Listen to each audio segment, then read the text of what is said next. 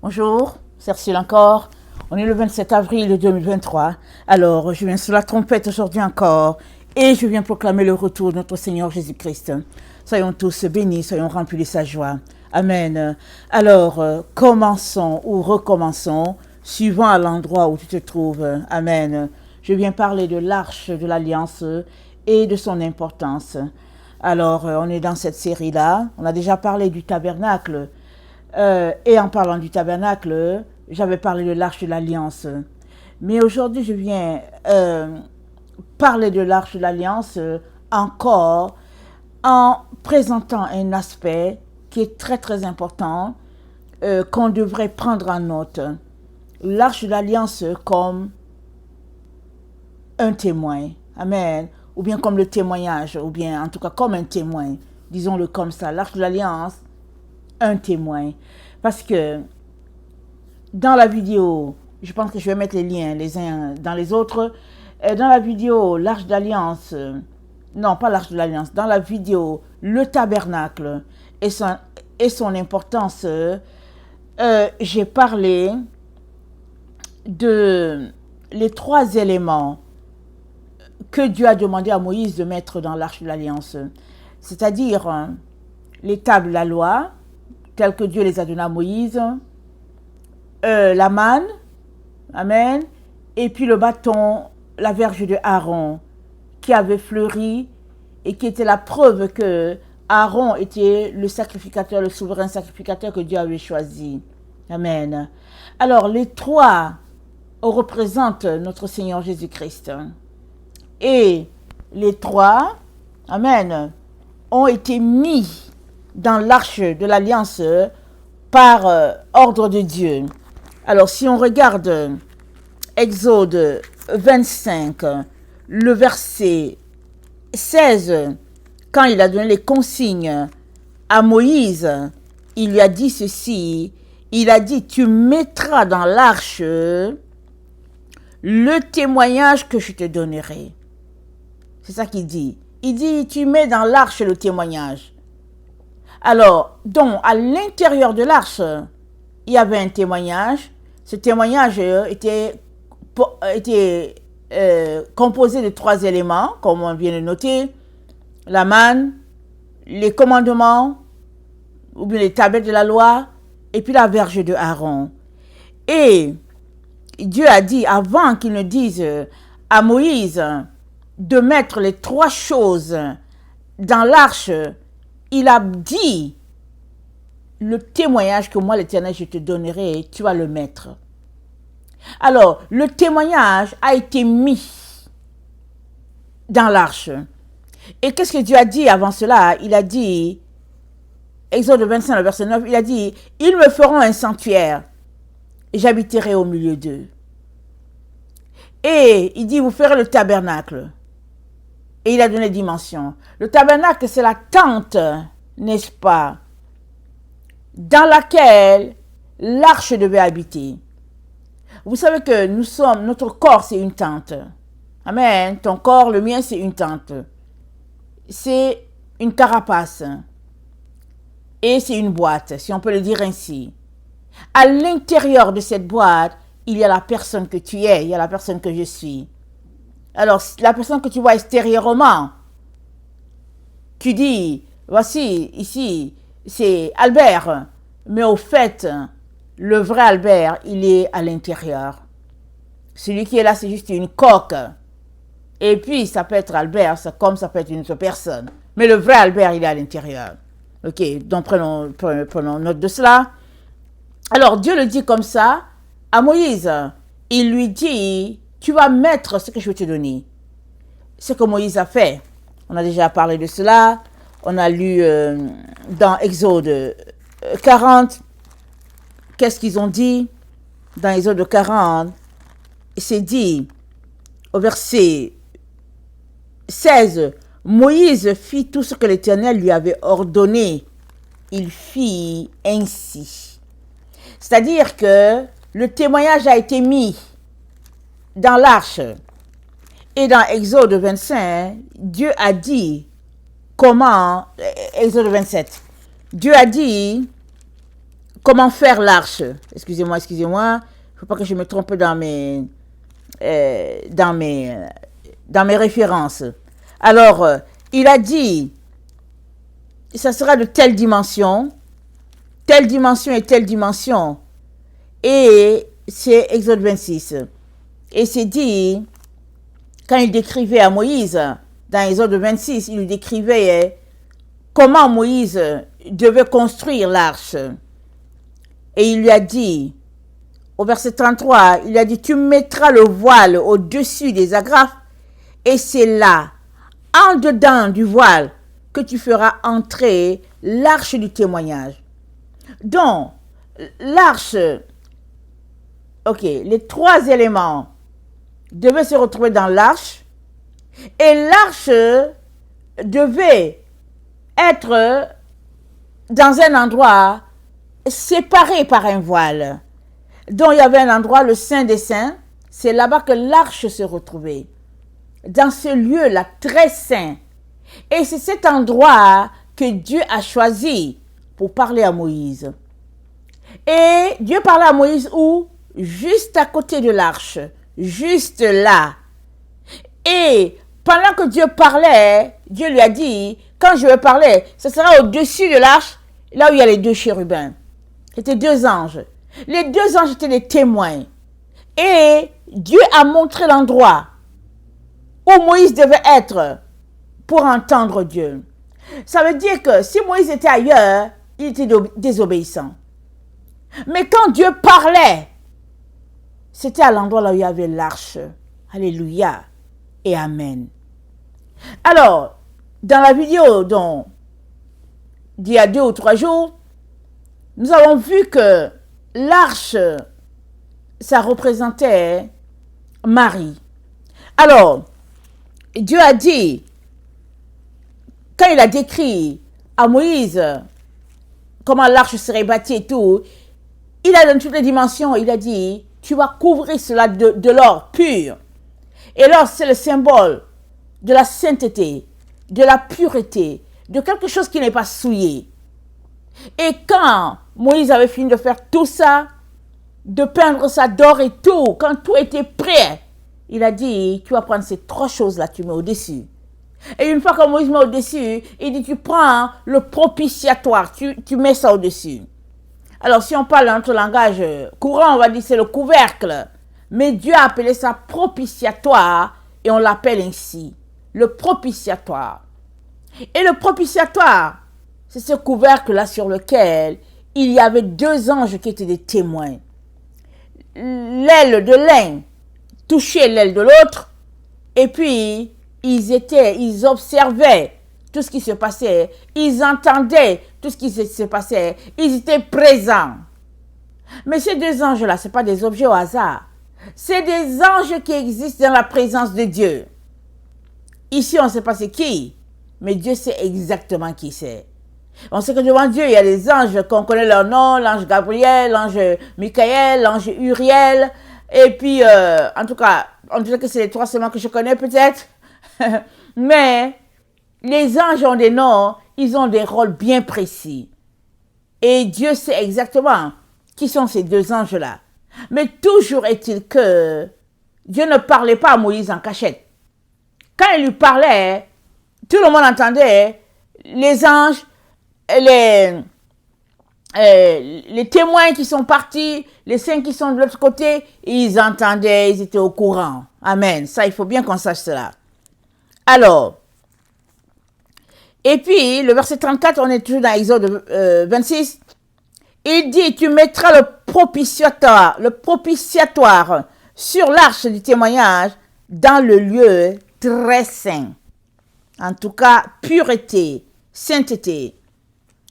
Et puis, il lui a dit, tu mettras la table en dehors du voile et le chandelier en face de la table, au côté méridional du tabernacle, et tu mettras la table au côté septentrional.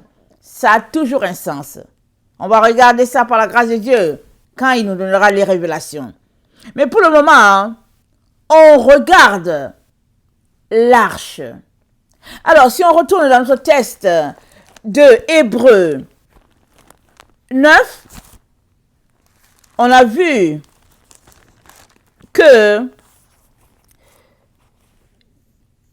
c'est dit, excusez-moi, Hébreux 9, la première alliance avait aussi des ordonnances relatives au culte et le sanctuaire terrestre.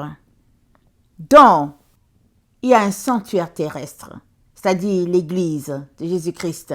Amen. C'était déjà prévu dans les temps anciens déjà. Alors que Jésus-Christ n'était pas encore venu, Dieu avait déjà prévu qu'il y aurait un sanctuaire sur la terre. Alléluia. Un tabernacle fut en effet construit dans la partie antérieure, appelée le lieu saint. Était le chandelier, la table et les pains de proposition. Derrière le second voile se trouvait la partie du tabernacle appelée le Saint des Saints, renfermant l'autel d'or pour les parfums, l'arche de l'alliance, entièrement recouverte d'or. Il y avait dans l'arche un vase d'or contenant la manne, la verge d'Aaron qui avait fleuri, et les tables de l'alliance. Au-dessus de l'arche étaient les chérubins de la gloire, couvrant de leur ombre le propitiatoire. Ce n'est pas le moment de parler en détail là-dessus. Or, ces choses étant ainsi disposées, les sacrificateurs qui font le service entrent en tout temps dans la première partie du tabernacle, c'est-à-dire dans le lieu saint. Les sacrificateurs entrent en tout temps. À l'endroit là où il y a l'autel, à l'endroit là où il y a le parfum, et tout, ils entrent, ils font. Mais il dit,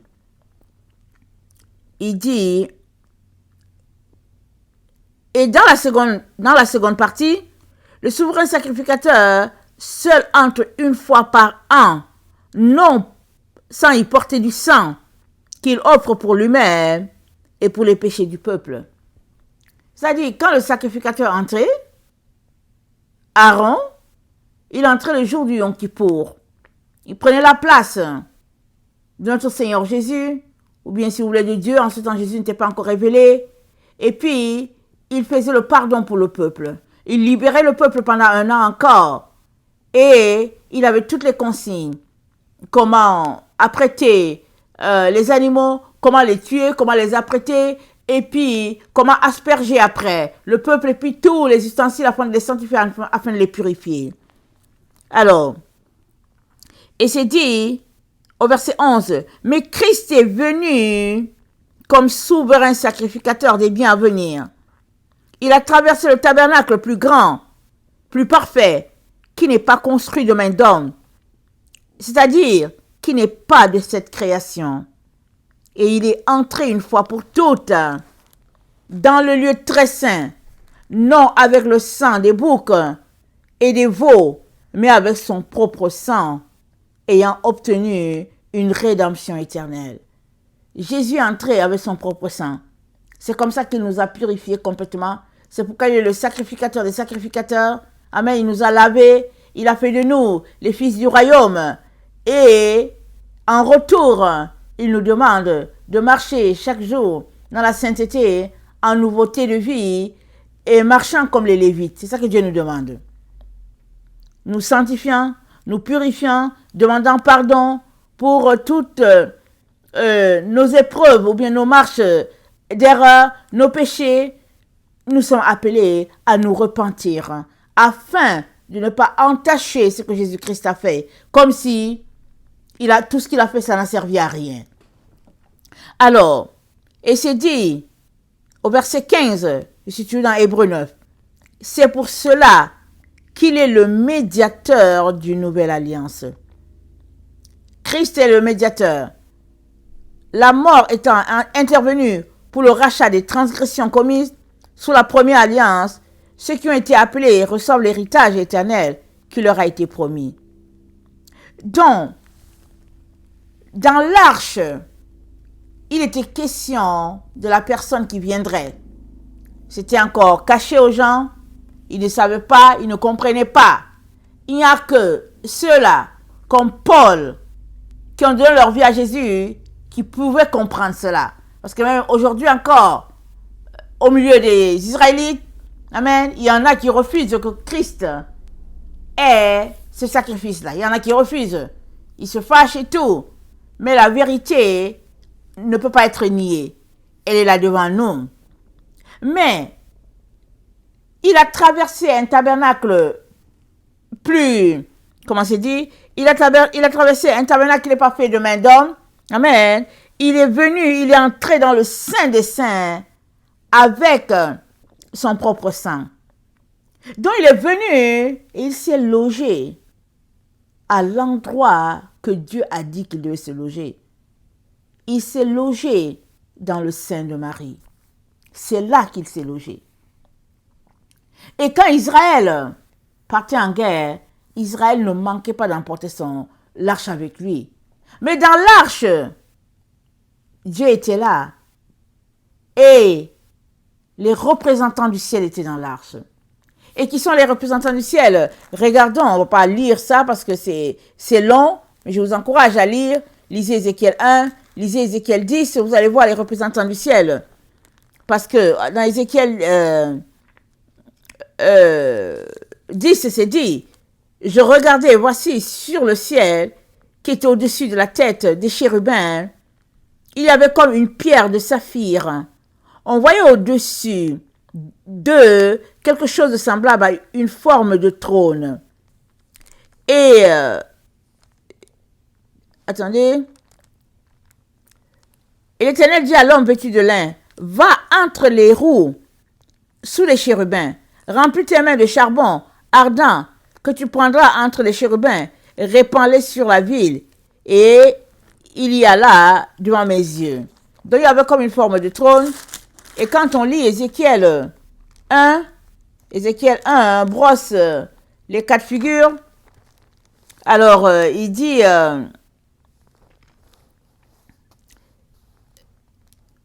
Ézéchiel 1, le verset 5, au centre encore apparaissaient 4 animaux dont l'aspect avait une ressemblance humaine. Chacun d'eux avait 4 faces et chacun avait 4 ailes. Alors, donc voilà un peu les représentants, les têtes, amen, que dans la présence de Dieu. Alors, Christ, donc, il vient, il est divin, le Fils de Dieu, et il vient dans le but de libérer l'humanité du péché qui a été commis depuis le temps d'Adam et Ève. Il fallait que Christ vienne payer de sa vie pour que l'humanité soit délivrée, pour que l'humanité soit libérée de ce fardeau de la mort qui pesait sur elle. Mais pour qu'il vienne, il n'est pas descendu directement comme un Rambo, comme on voit dans les films. Non. Il est venu, il est passé par la voie que Dieu a établie. Il est passé par une femme. Et il est venu, il naquit. Et c'est comme ça qu'il s'est révélé au monde par les actions qu'il posait, par la lumière de Dieu en lui. Les gens n'avaient pas le choix que de reconnaître Dieu. Et au lieu d'être contents, les jaloux l'ont crucifié, l'ont cloué. Ils étaient encore devant l'évidence que c'était Dieu lui-même. Et finalement, qu'est-ce qu'ils ont fait? Ils ont payé les gardes pour que l'histoire soit tue. Qu'on ne dise pas que, oh, ils ont tué Dieu. Alors, ils ont juste étouffé l'affaire. Et l'affaire continue de courir. On essaie d'étouffer. Mais cette vérité va rejoindre chaque humain sur la terre. On ne peut pas étouffer Dieu. On ne peut pas cacher Dieu. L'évidence est là. Dieu est descendu. Il est venu en personne au milieu de nous pour se révéler à nous. Ça, c'est le premier des témoignages. Mais il est venu comment? Il a logé dans le sein d'une femme. Alors, pour plusieurs, c'est pas important. La personne qui a porté Jésus. Mais quand on lit les Écritures, on ne peut pas séparer l'arbre du fruit. On ne peut pas séparer l'œuf de la poule. On sait que c'est la poule qui a envoyé. Il n'y a que dans les domaines des choses hybrides où tu peux acheter une poule, elle va te faire les œufs, on ne sait pas comment, mais elle te fait les œufs. Excusez-moi. Mais avec Dieu, il n'y a pas les choses hybrides. Dieu a conçu les choses d'une manière et ça doit marcher d'une manière. Amen. Alors Jésus-Christ est venu comme le fruit, amen, de cet arbre-là que Dieu a planté dans le jardin. Parce que Dieu a planté l'arbre de vie. Et l'ennemi a poussé Ève à aller consommer l'arbre de vie et de la mort. L'arbre de vie et de mort. L'ennemi a poussé Ève à aller là-bas, à marcher sur la voie de la corruption, faire un péché, et puis aussi, après, venir et puis faire comme on veut, dans le fond. Mais avec l'arbre de vie, c'est la vie en abondance, et c'est une vie de sainteté, de pureté. Voilà pourquoi l'arche, ça a été recouvert d'or. Tout était d'or. Même le poids de l'or était d'une importance devant Dieu. Alors, quand on prend dans l'histoire du tabernacle, l'histoire de l'arche, on voit que c'est d'une importance capitale pour notre foi. On ne peut pas écarter l'histoire de l'arche. Parce que quand on prend l'histoire d'Israël, Israël gagnait tous ses combats quand l'arche de l'Alliance était là. Et le jour que Israël a été défait devant l'arche de l'Alliance, Josué a tellement pleuré. Ils ont été défaits. Ils ont fui devant leurs ennemis. Ils ont tellement pleuré. Mais il y avait un péché dans le camp. Akan avait volé quelque chose. Ils étaient en guerre. Akan avait convoité. Akan avait volé. Dieu n'était pas content. Il y avait de la souillure en Israël. Et il fallait que le peuple s'arrête, que le peuple cherche où était le péché. Akan a été brûlé avec toute sa famille afin d'ôter le péché. Et Israël a repris encore sa conquête. Tout cela témoigne de la vie de sainteté que nous devons mener à tout moment, à chaque instant, afin que le péché ne règne pas au milieu de nous. Parce que là où il y a le péché, on est affaibli. Et la gloire de Dieu ne sera pas là. On doit marcher de sainteté, de victoire en victoire. Et si on marche devant Dieu, Dieu va nous rappeler les endroits où on a péché. Il va nous rappeler. Si on ne sait pas, on sera mal à l'aise. Le Saint-Esprit va nous donner un signal de malaise parce qu'il y a péché. Alors, Marie, c'est l'arche de l'Alliance. Alors aujourd'hui, il y a certaines personnes qui l'honorent, d'autres la méprisent, ils veulent rien savoir. Mais quand l'arche était amenée, là où Israël était en guerre, alléluia, tout le monde applaudissait. Amen. Ils applaudissaient, ils chantaient les chants de victoire parce qu'ils savaient qu'ils auraient la victoire. Amen. Amen. L'arche vient et puis Israël est calme. Mais non! Quand l'arche était à portée, Israël poussait des cris de joie. Et les ennemis disaient, mais qu'est-ce qui se passe? Qu'est-ce qui se passe? Et qu'est-ce qu'ils disaient? Ils disaient, leur Dieu est au milieu d'eux. On dit, c'est qui leur Dieu? Parce que c'était couvert du voile. On dit, leur Dieu, il est là dans la boîte. On ne le voit pas. Mais leur Dieu, c'est leur Dieu qu'ils ont amené au milieu d'eux. Amen. Alors, voilà pourquoi Marie a dit, désormais, toutes les générations me diront bienheureuse. Car le Tout-Puissant, Amen, a penché son regard vers moi. C'est ce qu'elle a dit. Elle allait vers Élisabeth. Et puis, quand Élisabeth a tressailli, quand elle a vu sa cousine Marie, elle a dit, comment se fait-il que la mère de mon sauveur vienne chez moi? Alors, chacune a élevé un chant de louange en l'honneur de l'Éternel, parce que la gloire de Dieu était manifeste là, dans la maison d'Élisabeth. Alors, Marie a dit, excusez-moi, j'avais dit Matthieu, c'est dans Luc. Dans Luc, elle a dit, le verset 46, et Marie dit, mon âme exalte le Seigneur, et mon esprit se réjouit en Dieu mon Sauveur, parce qu'il a jeté les yeux sur la bassesse de sa servante. Car voici, désormais toutes les générations me diront bienheureuse, parce que le Tout-Puissant a fait pour moi de grandes choses. Son nom est saint. Sa miséricorde s'étend d'âge en âge sur ceux qui le craignent. Il a déployé la force de son bras. Il a dispersé ce qui avait dans le cœur des pensées orgueilleuses. Il a renversé les puissants de leur trône et il a élevé les humbles. Il a rassasié de bien les affamés. Il a renvoyé les riches avides. Il a secouru Israël son serviteur. Il s'est souvenu de sa miséricorde, comme il l'avait dit à nos pères, envers Abraham et sa postérité pour toujours. Marie demeura avec Élisabeth environ 3 mois, puis elle retourna chez elle. Autant quand l'arche arrivait, le peuple acclamait parce qu'ils savaient qu'ils avaient la victoire. Autant, amen, quand Marie a reçu la révélation la concernant, elle a dit toutes les générations me diront bienheureuse. Parce que là où il y a l'arche, on est toujours content. On applaudit toujours. On rend grâce à Dieu parce qu'on sait que la victoire est là. Amen.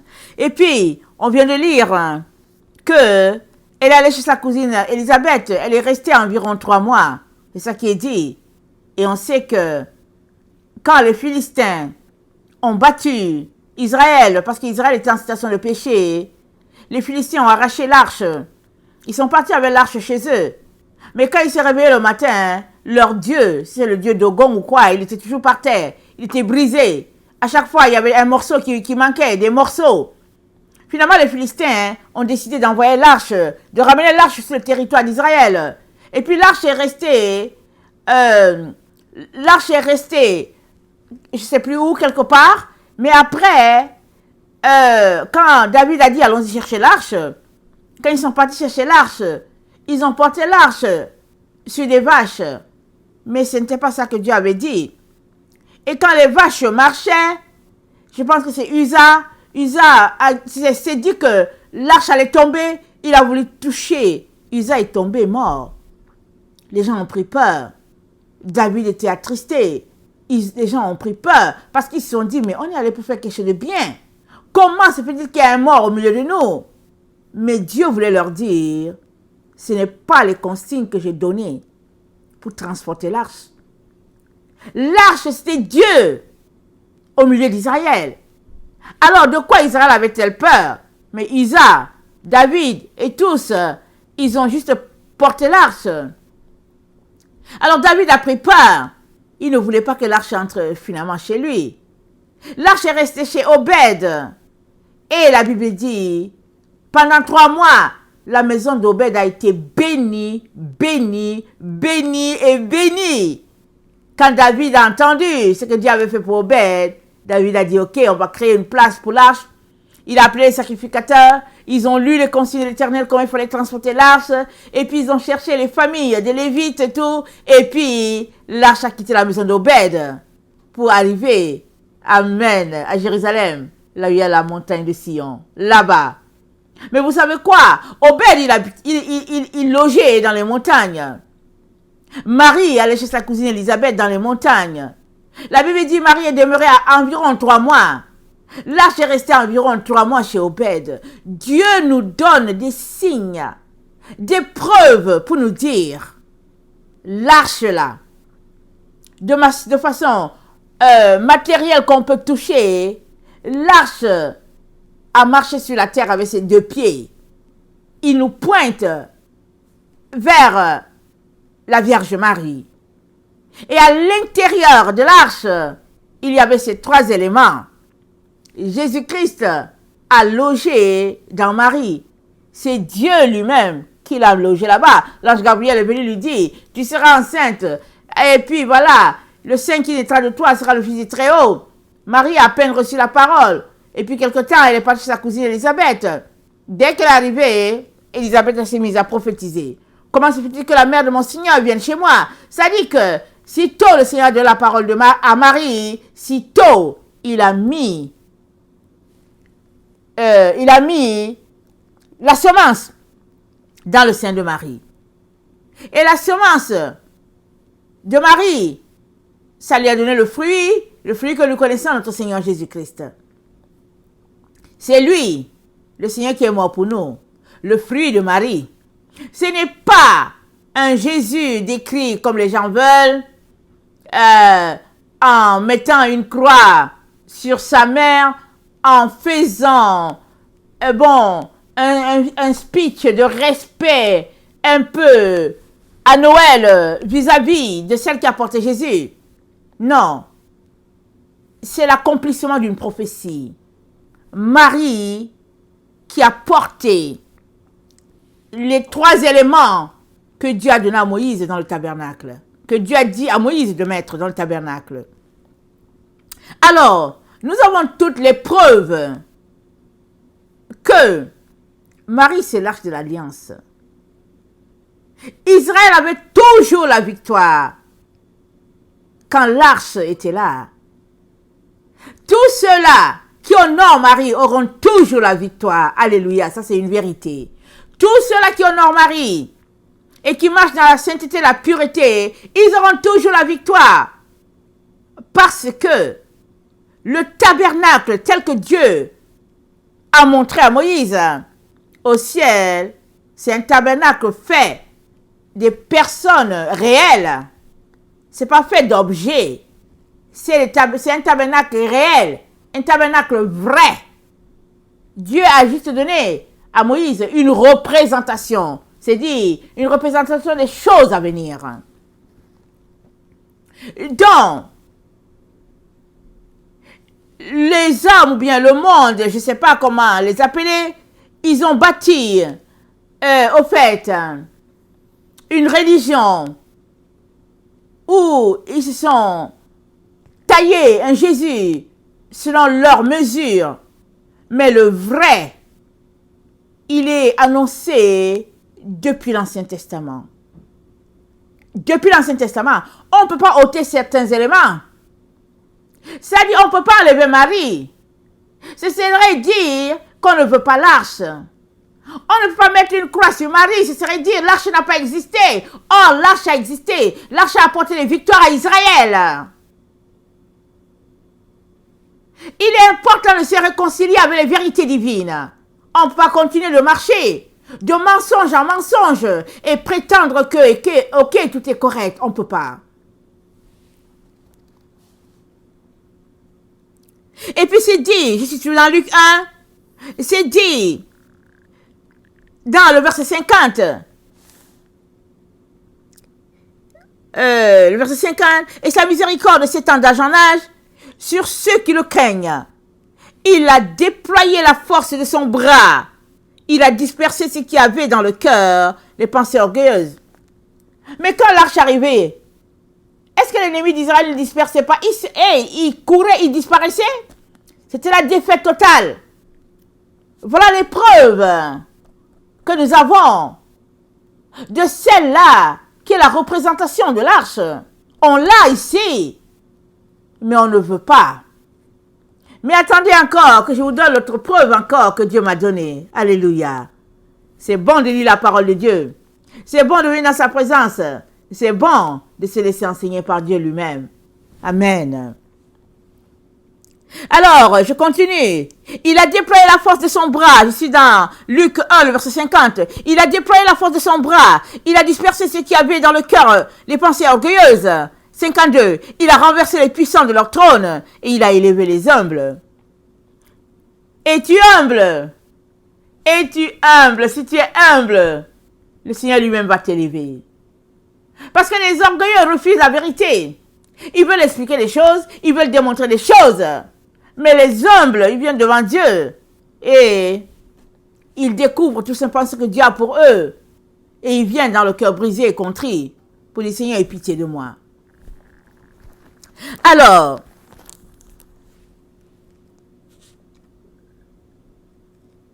dans Deutéronome 31, voilà l'autre preuve que Dieu m'a donnée pendant que je préparais la leçon. Deutéronome 31. Il s'agit de Moïse, le prophète de Dieu.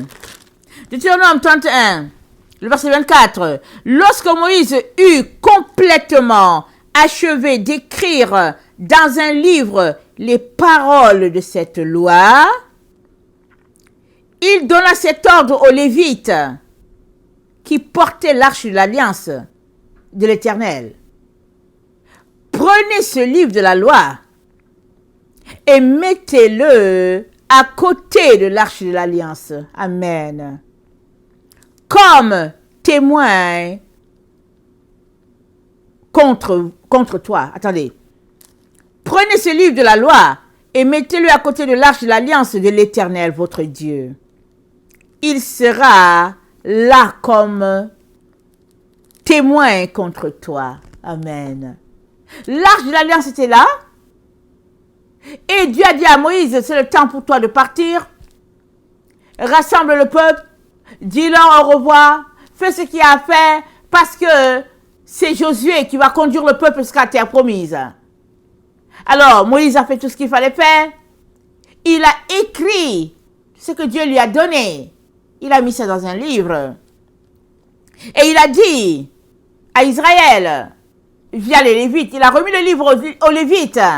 Et il a dit, prenez ce livre de la loi et mettez-le à côté de l'arche de l'alliance de l'Éternel, votre Dieu. Et il sera là comme témoin contre toi. Le livre de la loi, je ne sais pas si on dit la Pentateuque ou le Pentateuque, excusez-moi, donc c'est les 5 livres, on va dire ça comme ça. Genèse, Exode, Lévite, Nombre, Deutéronome, Moïse a écrit ça. Il a remis ça aux Lévites. Mais c'est quoi le livre de la loi? Le livre de la loi, c'est notre Dieu lui-même. C'est notre Seigneur Jésus-Christ. Jésus-Christ, amen. Comme il a dit à Philippe, Philippe, moi je suis avec toi. Celui qui m'a vu a vu Dieu. Comment se fait-il que tu me dis, tu veux voir Dieu? Donc, Moïse a écrit le livre de la loi. Et il a dit, ce sera un témoin. Il dit, mets-le à côté de l'arche de l'alliance. Mais c'est quoi qu'il est en train de dire? L'arche de l'alliance portait déjà les 3 éléments. On a déjà vu que c'est Marie qui représente cette arche-là. Et le livre de la loi, c'est notre Seigneur Jésus-Christ. Et il a dit, Moïse a dit, il sera témoin. Donc, l'arche est là. Le fruit est là. Donc, voici, il y a 2 témoins. Et la Bible dit, sur la base de 2 ou 3 témoins, une histoire sera tenue pour vraie. Alors, Dieu lui-même, il a choisi les témoins. Il a choisi le témoin, l'arche de l'alliance. Il a choisi l'autre témoin. Il a choisi Jésus lui-même. Parce que le livre de la loi, c'est notre Seigneur. C'est Dieu lui-même. La loi, c'est notre Dieu, c'est notre Seigneur. Parce que voilà ce qui est écrit dans Jean. Jésus-Christ, c'est la loi. C'est la parole de Dieu. La parole de Dieu, c'est la loi. Donc, dans Jean 1, voilà ce qui est écrit. C'est dit, Jean 1. Au commencement était la parole, et la parole était avec Dieu, et la parole était Dieu. Elle était au commencement avec Dieu, et toute chose a été faite par elle, et rien de ce qui a été fait n'a été fait sans elle. En elle était la vie, et la vie était la lumière des hommes. La lumière, lui, dans les ténèbres ne l'ont point reçue. Il y avait un homme envoyé de Dieu, son nom était Jean. Il vint pour servir de témoin et pour rendre témoignage à la lumière, afin que tous crussent par lui. Il n'était pas la lumière, mais il parut pour rendre témoignage à la lumière. On va s'arrêter là, on va recommencer. Au commencement était la parole, et la parole était avec Dieu, et la parole était Dieu. On peut le lire ainsi. Au commencement était la loi, et la loi était avec Dieu, et la loi était Dieu. Amen. La loi était au commencement avec Dieu, et toute chose a été faite par la loi, et rien de ce qui n'a été fait sans elle. En la loi était la vie, et la vie était la lumière des hommes. La lumière, lui, dans les ténèbres, et les ténèbres l'ont pas reçue. Voilà, parce que la loi, c'est Dieu. La loi, c'est la lumière qui lui. Parce que si tu dis que tu suis Dieu, tu le suis comment? Tu le suis parce qu'il a dit fais ceci, fais cela. Ne fais pas ceci, ne fais pas cela. Sinon, on ne peut pas suivre Dieu si on n'a pas des règles, si on n'a pas des préceptes. C'est là la différence entre ceux-là qui veulent pratiquer la loi de Dieu et les autres qui ne veulent pas la pratiquer. Ils disent oui, la parole. Mais la parole, c'est quoi? La parole de Dieu, c'est la loi de Dieu. Donc Moïse dit aux Lévites, la loi qui est la parole de Dieu, qui est Dieu, sera témoin. Il dit, place-la juste à côté de l'arche. Alors, nous avons les preuves ici que l'arche est un élément très très important comme la loi de Dieu. Les deux sont d'une importance capitale. Dieu lui-même l'a établi ainsi. Alors, on a déjà vu que l'arche représente Marie. Et quelle est la relation entre Marie et Jésus? C'est la relation de l'arbre et du fruit. Jésus est Dieu. On n'a aucun doute là-dessus. Il est fils de Dieu, il est Dieu. Amen. Mais il est aussi fils de Marie. Amen. Et Marie, elle est l'arbre de vie. Elle représente l'arbre de vie, Marie.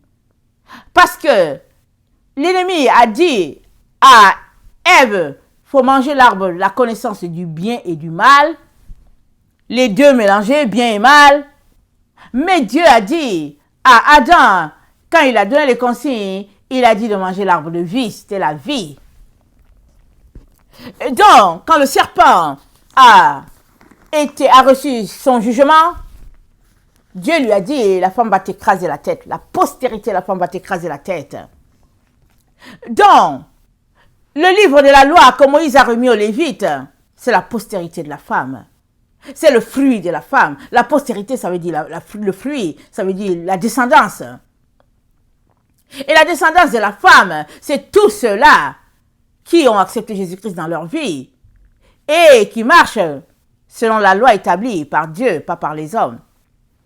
Parce que par les hommes, Marie, en tout cas chez les protestants, excusez-moi, il ne faut pas que je change. Les catholiques, ils ont une base de ce qui est. Mais les protestants, ils ont coupé, ils ont jeté plein de choses. Et puis, ils ont décidé de fonctionner à leur manière. Mais si tu changes la loi, ça veut dire que tu es celui qui l'a établi. Ça veut dire que tu es le juge de la loi. Mais si tu ne l'as pas établi et que tu n'es pas le juge, comment peux-tu changer ce que Dieu a établi? Voilà, on vient de le lire, noir sur blanc. Moïse qui a dit, il a dit, mettez le livre de la loi juste à côté de l'arche de l'alliance. L'arche de l'alliance, c'est Marie. Le livre de la loi, c'est Jésus. Donc voilà les deux qui sont là. Les deux qui sont là, Dieu a établi. On ne peut pas changer ce que Dieu a établi. Ce qui est, c'est ça. Et puis, il y a encore beaucoup plus de profondeur là-dedans. Petit à petit, Dieu va nous éclairer. Mais il est important qu'on sache que il y a des choses qui ne peuvent pas être bannies. Peu importe le prétexte. Si tu décides de marcher sur une voie que Dieu n'a pas établie, tu es en train de faire Dieu un menteur et tu es en train de te faire toi le législateur de la loi. Et c'est grave. Donc, il est très important que nous puissions retourner à ce que Dieu a déjà établi. Et puis, avec notre Dieu, il n'y a pas des choses au hasard. Tout ce qui est existe déjà. Alors, si tu mets ton pied dans ce qui est, tu es en train de proclamer la sagesse que Dieu lui-même a établie. Tu es en train de proclamer la vérité depuis les temps anciens. Mais si tu refuses, c'est que tu as décidé de marcher sur la voie du mensonge. Tu as décidé de marcher sur une autre voie qui n'est pas celle de Dieu. Et ça va te condamner. Il est donc très important, chers frères et chères sœurs, que nous puissions marcher selon ce qui est, et puis proclamer ce qui est. Alors, dans Sagesse 9, le verset 1 à 6, voilà ce que Dieu nous dit. J'ai dit sagesse? Non, dans Proverbe 9, excusez-moi. Dans Proverbe 9, voilà ce qu'il est dit. La sagesse a bâti sa maison, elle a taillé ses 7 colonnes, elle a égorgé ses victimes, mêlé son vin et dressé sa table, elle a envoyé ses servantes, elle crie sur les sommets des hauteurs de la ville, que celui qui est stupide entre ici. Elle dit à ceux qui sont dépourvus de sens, venez manger du pain de mon pain et buvez du vin que j'ai mêlé. Quittez la stupidité et vous vivrez et marchez dans la voie de l'intelligence. Voilà ce que la sagesse dit. Elle appelle les gens à quitter la stupidité. Et dans Proverbe 3, notre Dieu nous dit, au verset 13, heureux l'homme qui a trouvé la sagesse et l'homme qui possède l'intelligence, car le gain qu'elle procure est préférable à celui de l'argent, et le profit qu'on en tire vaut mieux que l'or. Elle est plus précieuse que les perles, elle a plus de valeur que tous les objets de prix. Dans sa droite est une longue vie, dans sa gauche la richesse et la gloire, ses voies sont des voies agréables, et tous ses sentiers sont paisibles. Elle est un arbre de vie pour ceux qui la saisissent, et ceux qui la possèdent sont heureux. C'est par la sagesse que l'Éternel a fondé la terre, c'est par l'intelligence qu'il a affermi les cieux. C'est par sa science que les abîmes se sont ouverts et que les nuages distillent la rosée. Mon fils, que ces enseignements ne s'éloignent pas de tes yeux. Garde la sagesse et la réflexion. Elles seront la vie de ton âme et l'ornement de ton cou. Alors tu marcheras avec assurance dans ton chemin et ton pied ne heurtera pas. Si tu te couches, tu seras sans crainte, et quand tu seras couché, ton sommeil sera doux. Ne redoute ni une terreur soudaine, ni une attaque de la part des méchants, car l'Éternel sera ton assurance, et il préservera ton pied de toute embûche. Amen et alléluia. Amen. Que le Seigneur accorde la sagesse à tout un chacun, qu'il nous donne de continuer de méditer ces passages-là. Amen. Et que nous venions devant son trône, dans l'humilité, vraiment le cœur repentant, pour lui demander pardon pour nos attitudes. Il est très important, parce que, alors que tout ce que Dieu n'a pas établi est en train de sécher, est en train de se détruire, est en train de périr, alors tout ce que Dieu a établi est en train de vivre. La vie est sur la montagne. Elle n'est pas sur la plaine. Même si sur la plaine, on a l'impression qu'il fait beau. On a l'impression que c'est agréable sur la plaine. Mais la plaine, tout est sec. Tout sèche sur la plaine. Il n'y a pas de vie sur la plaine. Parce que le Dieu d'Israël est en train tout simplement, en train d'établir, en train de bâtir à nouveau. Et il t'invite à venir repartir à zéro. Alors, si tu repars à zéro, n'est-ce pas, tu auras de la vie, tu auras l'énergie à nouveau. Amen. Mais si tu refuses, alors, c'est tout simplement la péremption. Et je ne te souhaite pas cela. Viens devant Dieu. Viens le cœur repentant. Viens pleurer devant Dieu. Il y a de la place pour toi, là, à la croix de Jésus-Christ. Que le Seigneur bénisse sa parole. Amen. Et qu'il nous donne tous de venir et de venir. Maranatha. Jésus revient. Amen et alléluia. Soyons tous bénis. Amen.